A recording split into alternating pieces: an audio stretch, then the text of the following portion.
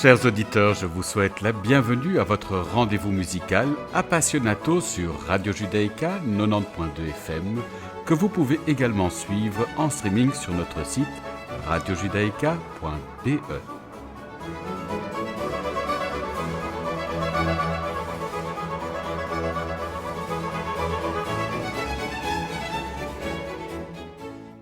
Nous avons l'immense plaisir d'accueillir aujourd'hui Eliane Reyes et Thaïs Defort en hommage à Alexander Khamouchine.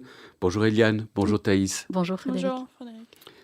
Alors pour ceux qui ne connaîtraient pas Alexander Khamouchine, voici son parcours. Né en 1979 à Minsk, en Biélorussie, dans une famille de longue tradition musicale, Alexander Khamouchine a reçu sa première leçon de violoncelle de son père, brillant violoniste, qui a continué à le guider dans son développement musical pendant plusieurs années. En 1985, il intègre la classe de Vladimir Perlin à l'école spéciale pour étudiants avancés au conservatoire de Minsk. Installé en Belgique en 1992, il poursuit ses études au conservatoire royal d'Anvers. Les nombreuses rencontres musicales avec des musiciens prestigieux tels que János Starker, Dimitri Vershman, Natalia Charkovskaya ou encore Boris Pergamenchikov ont également marqué son apprentissage. À l'âge de 19 ans, il obtient le poste de premier violoncelle solo de l'Orchestre philharmonique de Luxembourg, au sein duquel il se produira jusqu'en 2019. Alexander Khamouchine était premier prix de nombreux concours internationaux et finaliste du 12e concours international Tchaïkovski à Moscou. Ses concerts ont été retransmis à la radio et à la télévision aux États-Unis, au Canada, au Japon, en Chine, en Russie et dans toute l'Europe. En soliste, il a joué sous la baguette d'Emmanuel Krivine, Rudolf Verten, Dirk Brosset, Patrick Davin, Lev Markist et Valérie Poliansky. Alexander Khamouchine s'est produit en musique de chambre aux côtés de musiciens comme Emmanuel Ax, Christian Ivaldi, Pascal Devoyon, Plamena Mangova, Vladimir Sverdlov, Polina Leschenko, Alexandra Soum, Jacques Liebek, Sergei Nakariakov et bien d'autres. Il fut membre du Quatuor Aviv de 2010 à 2015 et également professeur à l'International Musica-Mundi School à Waterloo jusqu'en 2021. Ces disques ont reçu de nombreuses récompenses et ont été unanimement salués par la critique. Je vous propose de débuter notre hommage par l'adagio de la sonate pour violoncelle et piano de Jean Cras. Alexander Khamouchine a pour partenaire Alain Jacon.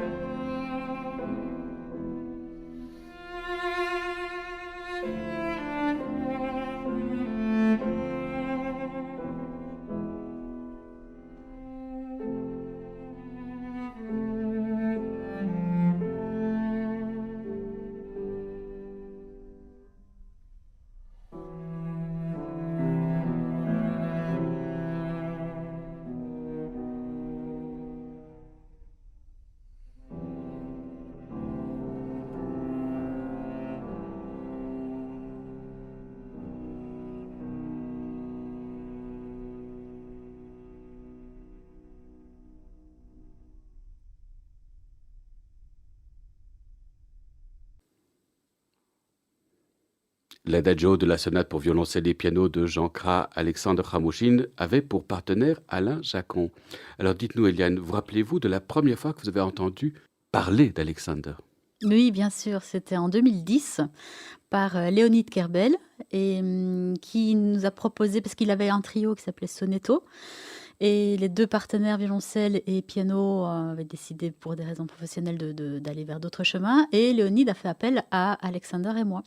Donc nous nous sommes rencontrés, notre première rencontre était au mois de mai, autour d'une séance photo. Donc en fait, nous avons les photos de notre première rencontre Avant de jouer. avant de jouer, parce qu'il fallait remplacer les concerts qu'ils avaient. Donc il fallait une photo du nouveau trio Sonetto et le programme et tout ça. Donc nous avons commencé par une séance photo qui a immortalisé notre rencontre. Et puis nous avons commencé à avoir pas mal de concerts pendant 3 ans, de 2010 à 2013, avec donc Léonide Kerbel au violon, Alexander et moi. Et quelle a été votre première réaction quand vous l'avez entendu jouer? Alors quand je l'ai entendu jouer, évidemment j'étais subjuguée. Je ne comprenais pas très bien qu'il soit dans un orchestre. Je me dis mais il doit être sur toutes les scènes internationales. Mais bon, évidemment il faut bien aussi gagner sa vie. Et donc tout de suite... C'était un très bon poste, l'orchestre. Voilà, c'est prestigieux, il a eu très jeune, il fallait... Voilà. Mais je sais qu'il voulait être soliste, il voulait jouer, mais c'est pas évident, il faut trouver le bon agent, il faut trouver... C'est une question de chance aussi, hein, donc c'est pas que le talent, parce que le talent, indéniablement, il l'avait. Mais je pense qu'il aurait pu faire une carrière des plus grands violoncellistes actuels. Et c'était, par son génie, un des plus grands. Mais c'est maintenant, malheureusement, avec ce qui s'est passé, qu'on commence à le découvrir. Donc, quand j'ai entendu son jeu, je me suis dit, il a une sensibilité hors du commun, un vibrato, une sonorité hors du commun d'il y a 100 ans. Quoi. Ça faisait un peu violoncelle de l'époque. Lui qui était passionné, obsédé par Shafran. Il y avait un petit côté comme ça. Dites-nous qui était Daniil Shafran. Daniil Shafran, donc grand violoncelliste à l'époque soviétique, on peut le dire, voilà. Mais donc, très personnelle, vision très personnelle des œuvres. Oui, et tout à fait, pas du tout dans les carcans, ni sur les scènes. Il était tout à fait particulier, très artiste, très original. Donc voilà, j'ai tout de suite été évidemment subjuguée, émerveillée. Et puis le hasard a fait qu'on se sépare musicalement parlant, parce que nous étions amis, le trio a mis fin. Enfin, nous avions eu chacun des activités dans d'autres coins d'Europe. Et puis on s'est retrouvés en 2020. Et ça faisait 8 ans qu'il m'écrivait, une fois par an, par Messenger, en disant « Alors, il faut qu'on enregistre la sonate de Franck ». Mais pendant 8 ans.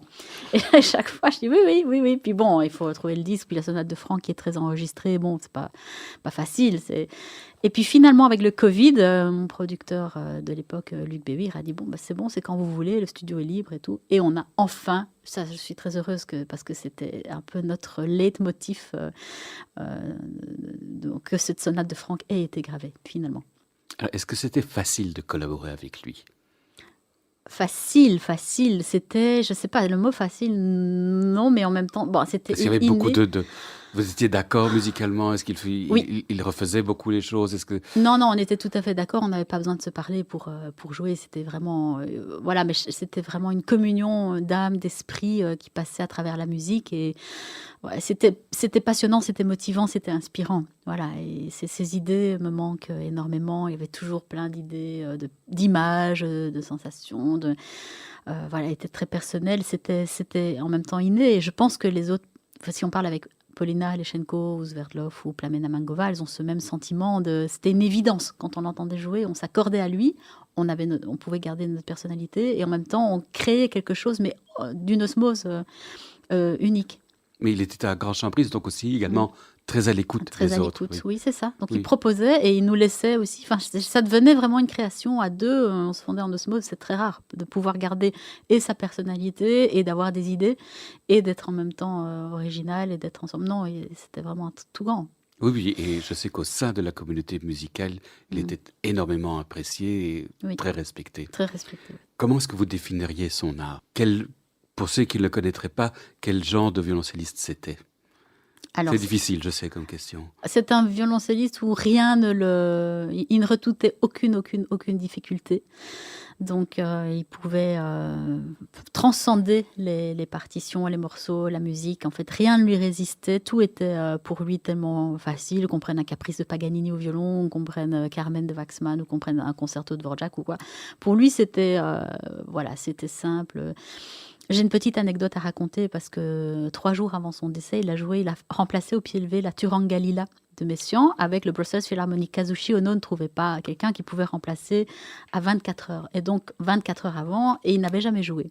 Est-ce que vous pouvez nous dire ce que c'est la Turangolila Oui. Symphonie, parce que c'est une œuvre massive Oui. d'Olivier Messiaen. C'est une œuvre d'1h30, plus ou moins, ouais, ça fait une bonne heure et demie, 2 heures. Donc, grande symphonie avec une partie de Glockenspiel, comment ça s'appelle? Onde Martenot. Merci Frédéric. Onde Martenot et de piano, aussi en soliste. Et il y a beaucoup de solos de violoncelle aussi. C'est les 3, on va dire, solistes, et ça dure sans arrêter 1h. Ouais, 30, 45. Messiaen en plus, donc avec une écriture assez moderne. Et moi, j'adore cette œuvre. J'ai eu l'occasion de l'entendre. Donc, je lui dis, mais c'est une ode à l'amour et à la mort, mais c'est magnifique, tu sais, c'est très poétique. Il me dit, je ne connais pas. Je dis, mais vas-y, fais-le, c'est bien, Kazushi Ono, tu n'as jamais joué ici, Brussels Philharmonic, tu es quand même soliste, ils t'appellent, ils sont désespérés, ils ne trouveront pas. Voilà. Donc, il me dit, bon, bah, ça va, je vais le faire pour faire plaisir. Et je lui imprime 55 pages de violoncelle solo. Je m'en souviens parce que j'étais imprimé les 55 pages. Donc, je lui donne la partition, il monte dans le studio. 30 minutes après, il descend, il me dit oh, il y a 2 mesures qui sont difficiles. Mon Dieu. Non, c'est pas vrai. Bon, ok. Et donc, il me dit, mais je verrai à la répétition. Et puis, il est arrivé à la répétition. Et là, Kazushi Ono, tout le monde a dit, mais t'as joué ça combien de fois dans ta vie? Et il faisait un déchiffrage, quoi, quasiment un déchiffrage. J'avais juste repéré qu'il y avait 2 mesures difficiles. Et voilà, bon, ça, c'était un génie hors du commun. Et j'ai assisté à plusieurs fois ce genre de choses. C'est un phénomène, mais qui était ultra sensible, très romantique, un peu du siècle passé, comme on dit, et qui ne savait pas se vendre ou se mettre en valeur. Il aurait fallu qu'il tombe sur un agent qui le prenne en charge. Il allait signer avec une très, très, très grosse agence. Voilà, c'est à quelques mois près. Voilà, et là, ça aurait tout changé pour lui, mais moi, j'ai fait ce que j'ai pu, mais en tant que, évidemment, compagne, moi-même pianiste, maman de notre fille Adèle, de quelques mois, et c'était pas évident de tout gérer.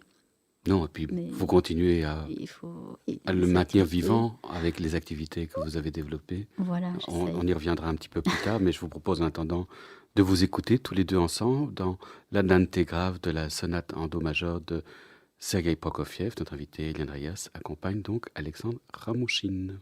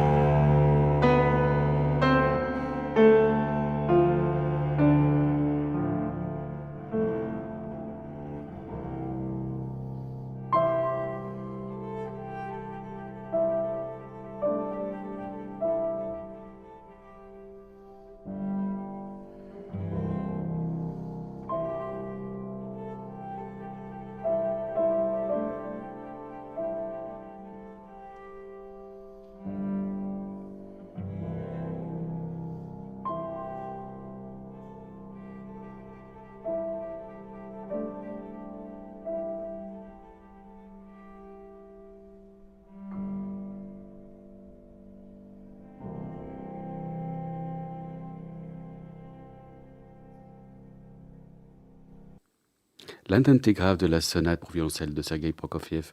Notre invité, Eliane Reyes, accompagnait Alexandre Khamouchine, à qui nous rendons hommage. Un extrait d'un album dédié à ce violoncelliste paraissant ce mois-ci chez Etc. Alors nous avons la chance aujourd'hui d'accueillir également une des élèves d'Alexandre Khamouchine. Bonjour Thaïs. Bonjour. Alors Thaïs, vous avez donc été l'élève d'Alexandre. Quel genre de professeur était-il? Alors, tout d'abord, c'était, comme on a déjà dit, c'était quelqu'un d'extrêmement passionné, hors du commun. Et du coup, de l'avoir en tant que prof, c'était aussi une expérience très particulière.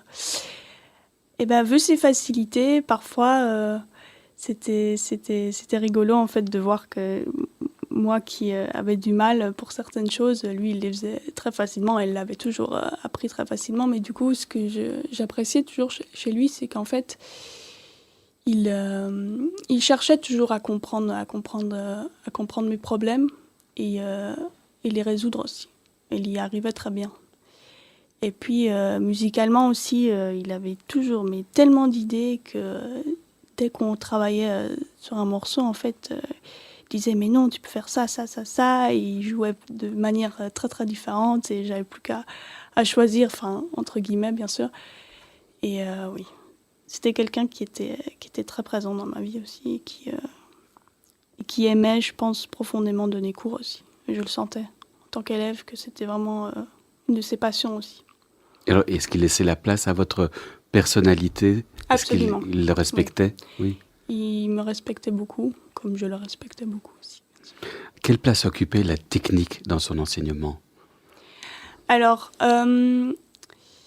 d'abord...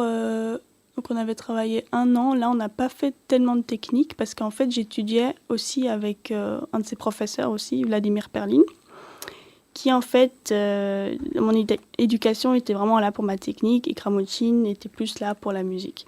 Et puis, il y a le Covid qui est arrivé et en fait, on avait des cours par correspondance. Et il m'avait donné le défi d'apprendre 3 études de Popper par semaine.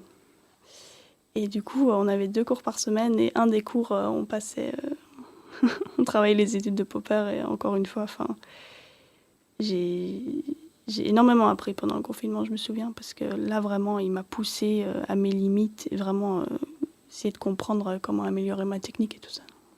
Voilà. Alors, rétrospectivement, quel message principal retenez-vous de son enseignement? Quel était le message qu'il cherchait en priorité à transmettre à ses élèves? De toujours jouer de manière convaincante. Convaincante. Oui. Il me le rappelait tout le temps. Il me demandait, est-ce que ça c'est convaincant? Est-ce que ça te va? Est-ce que tu crois que tu convaincrais un public en jouant comme ça? En parlant de convaincre, est-ce qu'il a remis en question votre concept de ce qui est convaincant et de ce qui n'est pas convaincant? Parfois. Si vraiment c'était pas convaincant, alors là, non, ça va pas. Trouve autre chose. Alors, je vous propose de retourner à la musique avec Eliane et Alexandre Khamouchine. Écoutons ensemble la vocalise de Rachmaninov.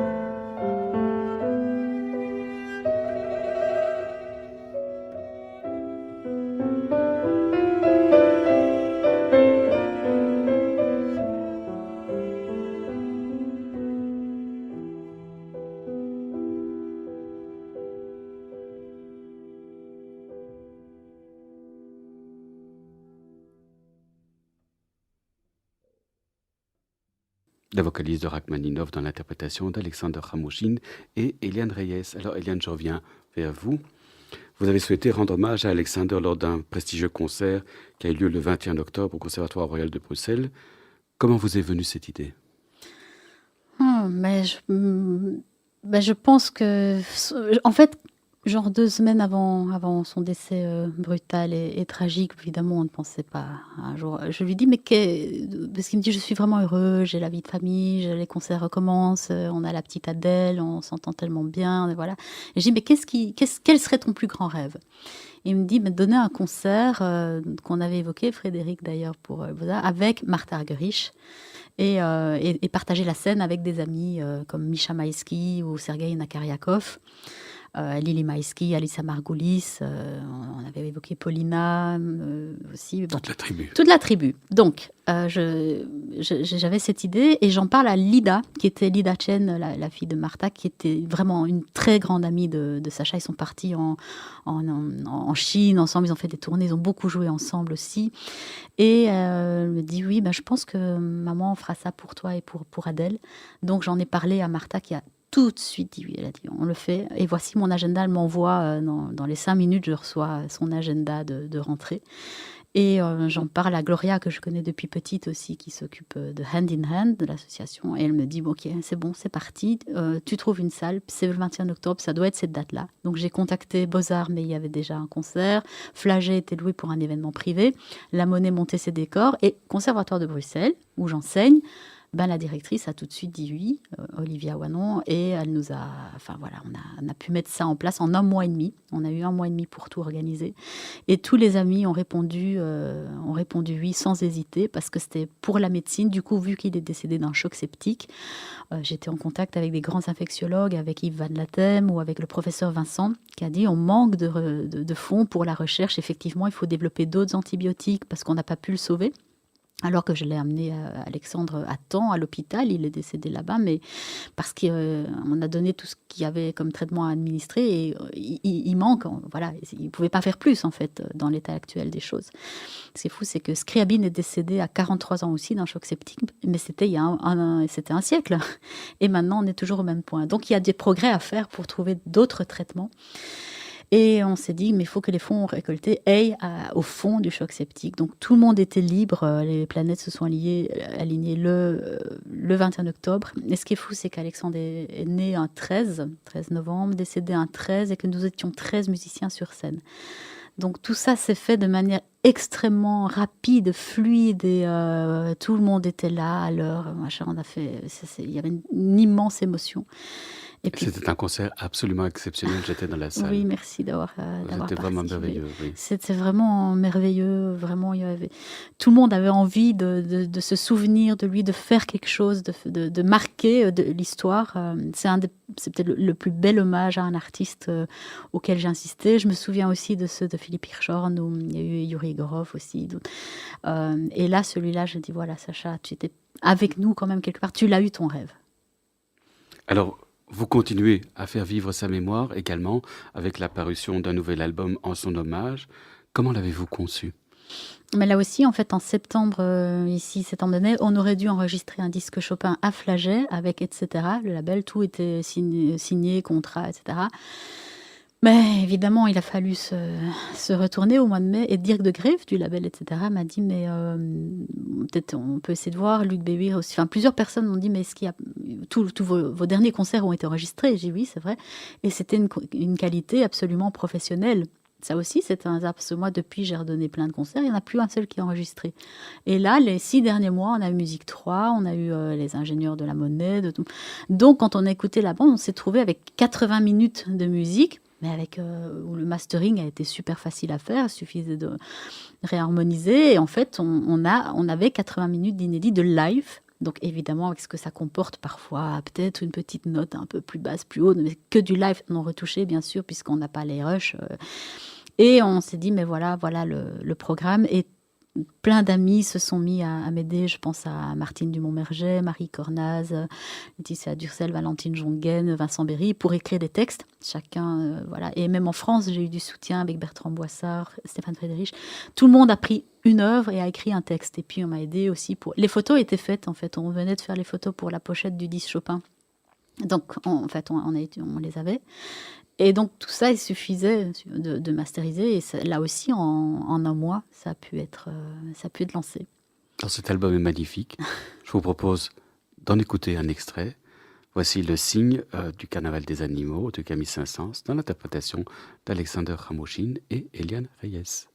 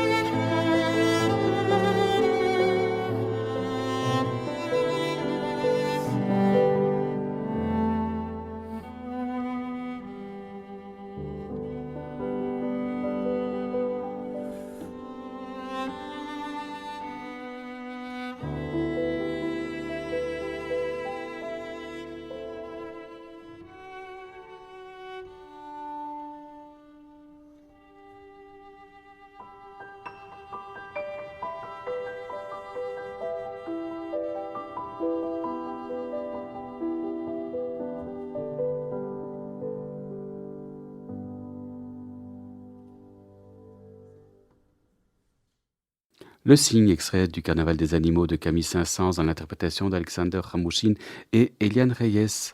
Votre émission de musique classique Appassionato touche ainsi à sa fin. Merci beaucoup Eliane. Merci beaucoup Thaïs d'avoir accepté notre invitation. Merci beaucoup. Merci. Merci à Clément Villansen d'avoir assuré la technique de cette émission. N'oubliez pas qu'Appassionato est diffusé sur les ondes et le site de Radio Judaïka les lundis à 13h, les jeudis à 14h et les dimanches à 9h. Merci chers auditeurs de nous avoir écoutés. À la semaine prochaine. D'ici là, portez-vous bien.